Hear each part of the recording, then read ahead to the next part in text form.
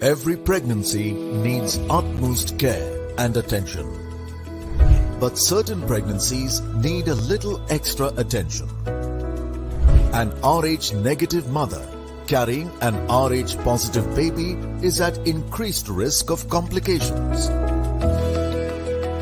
BSV is at the forefront to ensure safe delivery in every RH negative pregnancy.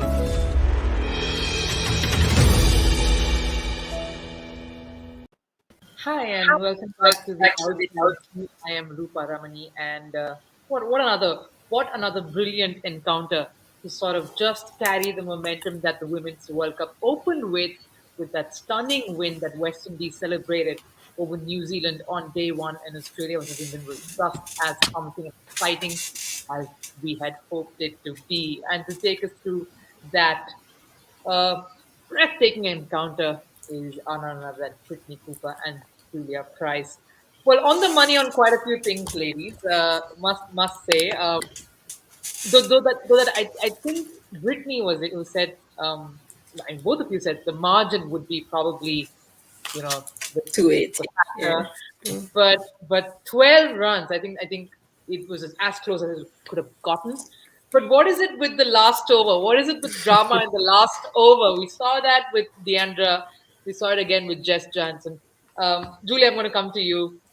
Fantastic win for Australia, even though there were some nervous moments. I know I've had the pacemaker on all evening. It's been here's me saying, "Yeah, we'll kill this," and I'm like, "Oh my god, I look like an idiot." Fantastic play from England. That was crazy, crazy good. They stayed in the game the whole time. I have to admit, I probably thought the captaincy from Meg wasn't amazing. I think she made some really interesting decisions with her bowling changes when they really could have put the foot on the throat a little bit more and really let England stay in that game. So I think they could have. It should have been a lot bigger, but to England's credit, I mean, they really took it and ran with it. And what an amazing game! We're bringing the crowds back. The first two games have just been worth staying up for, Brittany. This was amazing because we were talking about earlier, and it held true about how the England batters had a lot to prove, and they were coming off a mixed match sort of a last few weeks in some sense, and they just sort of stood there and said, we should be counting. No, as you mentioned earlier, we talked about the fact that the England girls will like these conditions, and it showed today. Show that they know how to wait. Besides, the first wicket where Winfield Hill was trying to force the ball, but it was really really good effort by England. Just imagine if England did not give up that 25 extras, how easily they would have gotten over the line. So as much as we look at the job catches and stuff like that, we always have to look at those little runs that we give away in extras. Yes, and you did mention how Nat Silver would be a very key component in the outcome of that match, and it sort of held true. A brilliant knock there. Pity that she couldn't see it through till the end. Julia, thoughts on that Nat Silver knock? Brilliant. It was amazing. She's such a clean hitter of the ball. She looked good pretty much from the word go. I mean, I think she was dropped. I think she was only dropped on the 106. That was the only chance that she pretty much gave. Had a few false shots here and there, but she just hit very, very cleanly. My only criticism, not of her, but of Meg Lanning, potentially in her captaincy and the bowlers, is they didn't ever have a slip in for her once. And it doesn't matter what period of the game she comes in, they've got to be able to put pressure on these batters to know that if they are nicking off a little earlier, there's a chance that they may lose their wicket. So I just think they just needed to put more pressure on a few of these batters that came in, but not to take anything away from Siva. She was unbelievably good. Clearly the pitch got a lot better throughout the evening, and she absolutely smoked them from ball one. So it was fantastic to watch, and fortunately she didn't get them over the line. Yes, go on. Yeah, just to stress on Julia's point there, I always wonder why when a new batter come into the wicket, why pressure don't be applied, why the four fielders stay outside, why a slip don't be in place. Like it feels like skippers don't back bowlers to make something happen. I think, going on in other games, we like skippers to be a little more aggressive, a little more attacking, help the bowlers make something happen, just to sit back and wait. Seems like with England, just don't sit back and wait for something to happen. Yes, very good point there. The whole point about such games in the end, especially when it gets really close, is to make something happen there rather than react or wait for it. And for those of you joining us here on the Outside View, brought to you by BSV, Puma, Food and Wellness, and AMRI Hospitals. Let's take a look at the scorecard at the end of the second game on day 2. Australia versus England, a much-awaited encounter, an Ashes repeat of sorts. And England, of course, gave Australia a tough fight there. If we just look at that batting display, fantastic 100 there by Natalie Silver, almost single-handedly sort of trying to take it across through the finish line.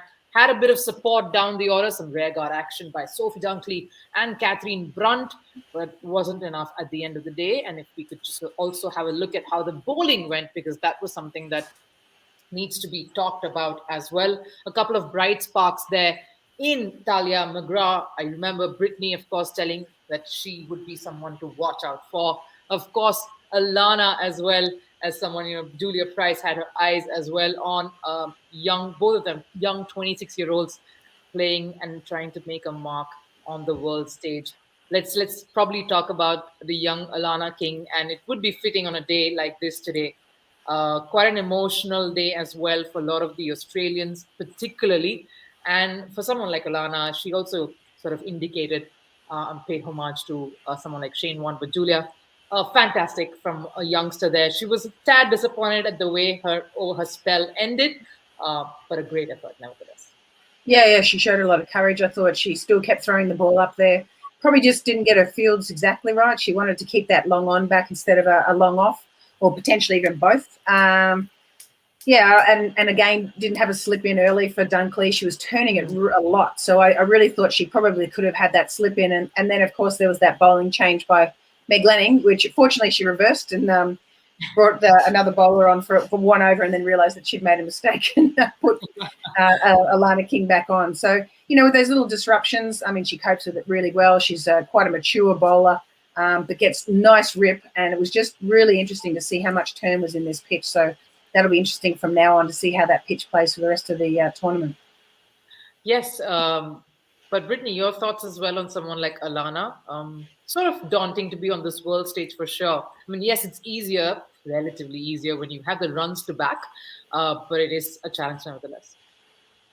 Alana King has come forth in the past couple of series. She's taking advantage of the opportunity she's getting, and she's showing that she's just good as a world-class spinner as all the others, like spinners in the world.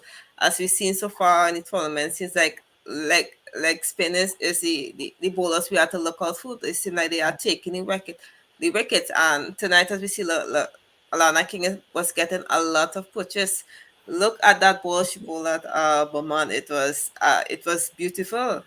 Yeah, it was. And another bowler who, of course, and a pick from Brittany, who sort of gave that initial breakthrough for Australia, was Talia McGrath. Julia, just a word on how she's sort of grown over the years and what sort of a role she now commands in that lineup. Yeah, she started off pretty much as a bowler and played that role primarily today, obviously not having to bat, but she's become an amazing all-rounder. She's really had to probably take a lot of the responsibility back home in her home state in South Australia, and also in her T20 team, the Strikers. I think that's really helped develop her very, very quickly, and they've also eased her into that Australian team, recognised her fairly early that she was going to be this talent.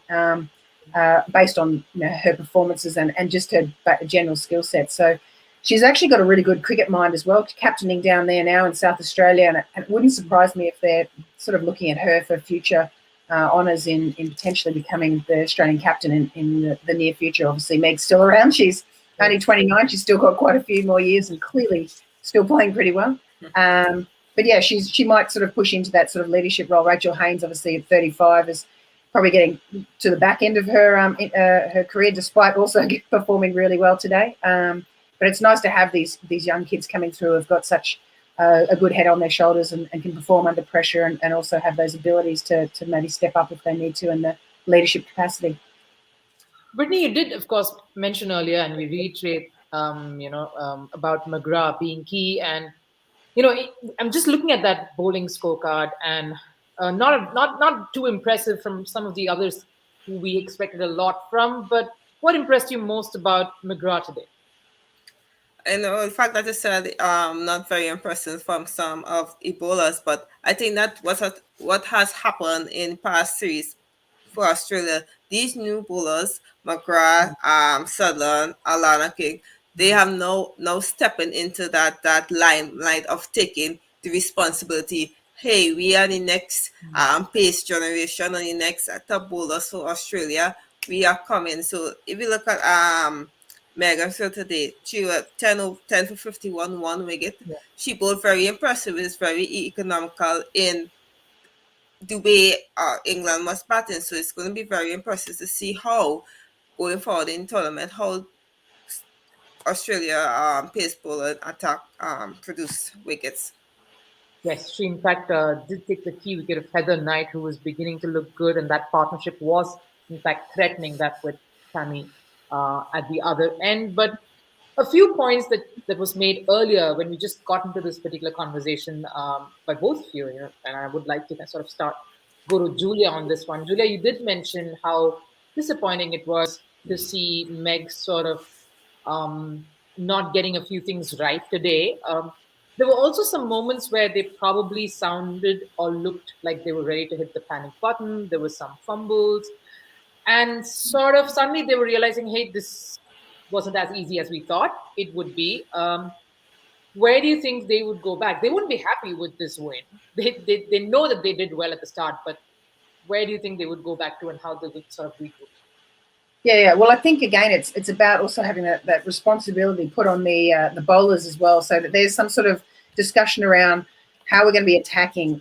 Even right early when you had Darcy Brown, she actually bowled a really nice line early on. She was swinging the ball. They dropped Beaumont really early at slip, and when you're starting to get little nicks through there, you've got to put two slips in with that person who's bowling at that pace and it's swinging around.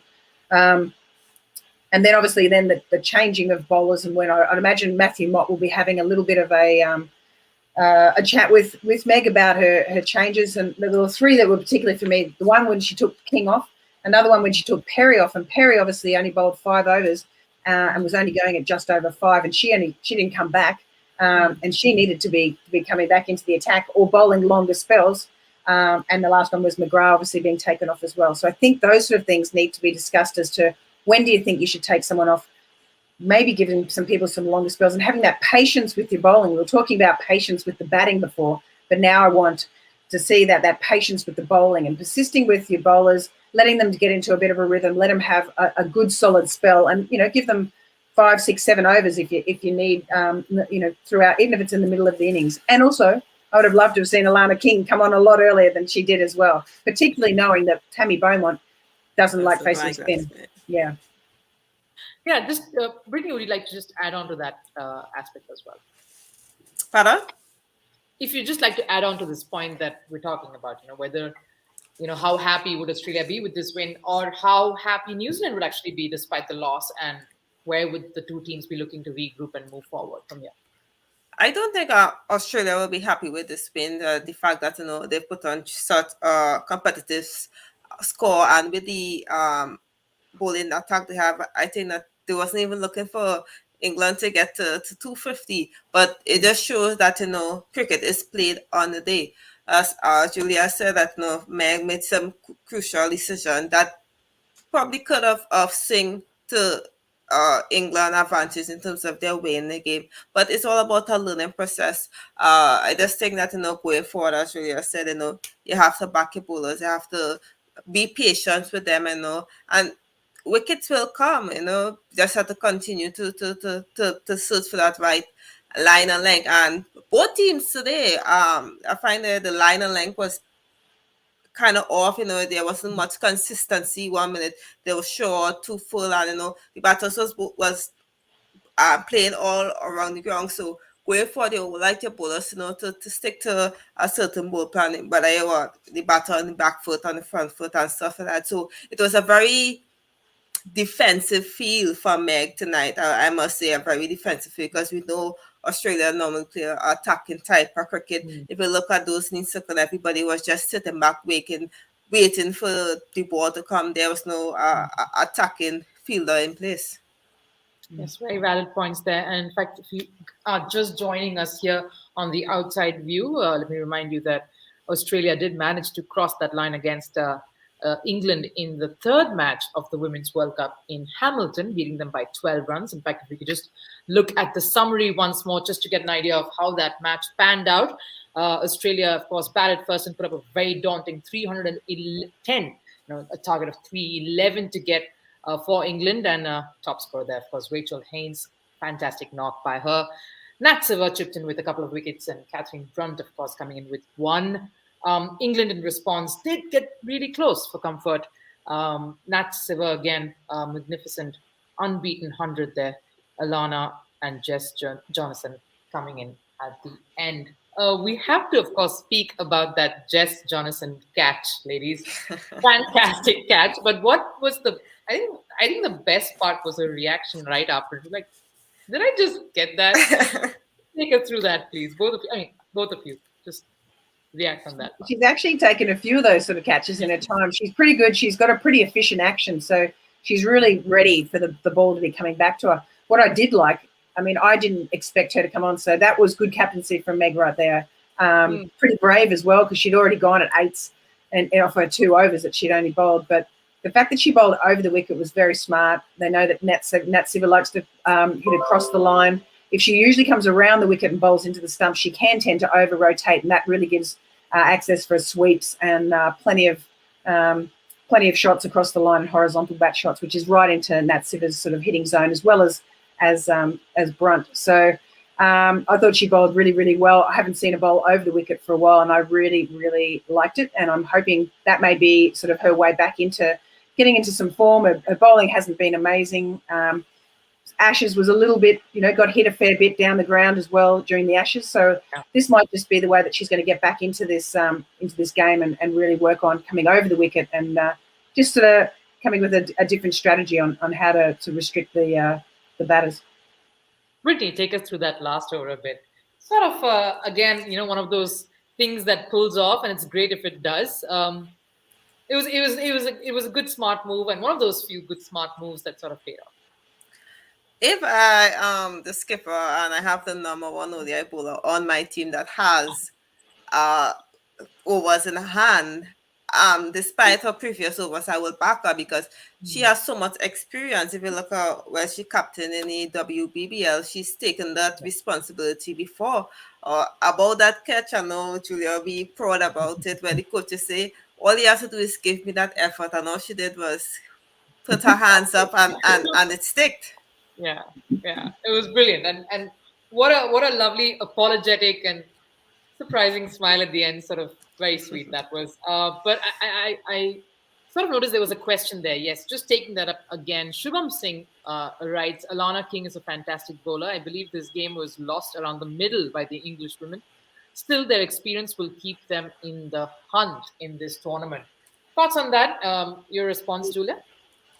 Yeah, well, Amy Jones and Danny White, I don't think they've quite got it right in that middle order yet. Obviously, Winfield Hill not scoring any runs might be an opportunity for them to put Jones up that top of the order and just see if they can get some runs out of her there. Obviously, she's going to bat at some stage being the wicket keeper. It's not like they're going to miss. She's going to be dropping out of the team at any point. So they've just got to find somewhere that's going to work for her, because at the moment that middle order hasn't been working for her. Mind you, Danny White opens in T20 and she's fantastic at it. It's amazing the mindset of change in the format between a 50-over game and a T20 game. It might also be the best thing, the way of getting something out of Danny White as well, might be just to open with her and see what happens. Just give her a free sort of license to hit like she does in the T20 game, and so successfully. And that might be the way of getting some extra depth in your batting order and some runs out of her as well. But yeah, that middle order is probably just costing England a little bit at the moment, just not being able to step up.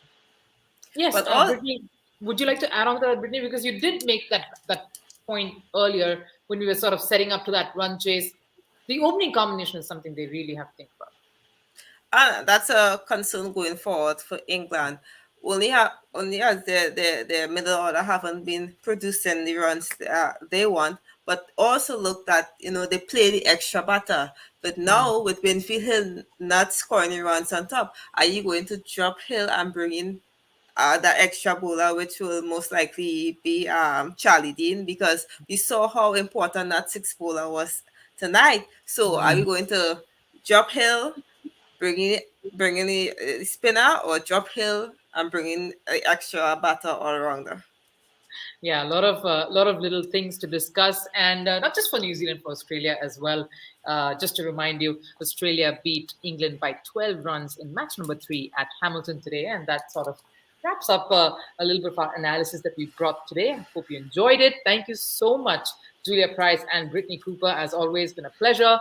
There's a big one coming tomorrow, at least for an Indian fan, and of course for a Pakistan supporter as well. It's India versus Pakistan on a Super Sunday. Strap yourselves on for that one, and of course we'll be here to take you through that, all building up to that particular match, and of course analysis as well. So do stay on and keep watching this space for more. Thanks for watching.